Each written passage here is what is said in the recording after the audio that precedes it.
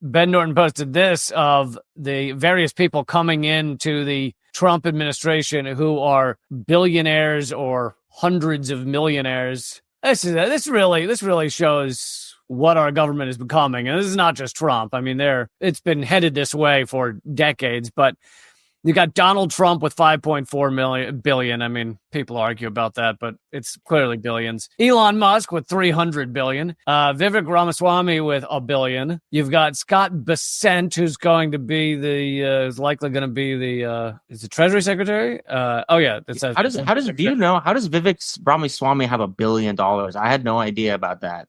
That I haven't looked up. Actually, while I keep talking, you can Google that. Yeah, let me do that. I'm interested. I'll give you the work.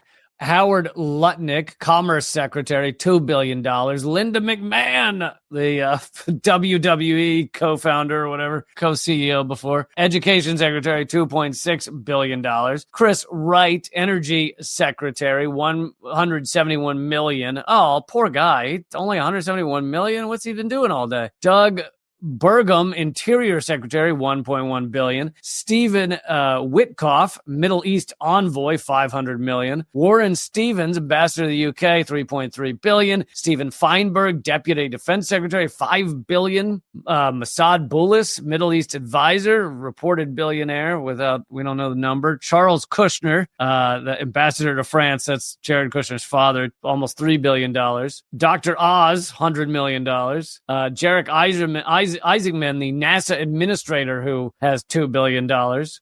Frank Basignano, Social Security Commissioner, which I assume means Social Security Destroyer, almost $1 billion. Kelly Loeffler, the face of insider trading, $1 billion.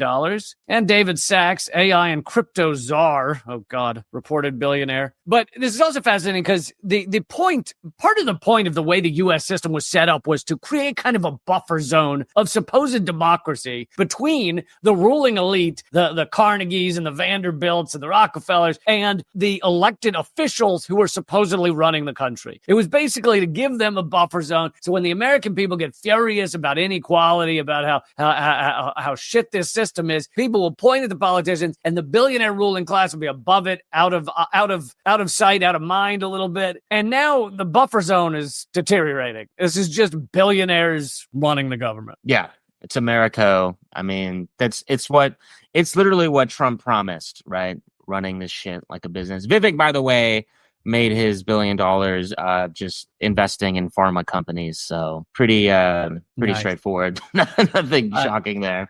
I thought you were going to say selling fidget spinners off. I wish.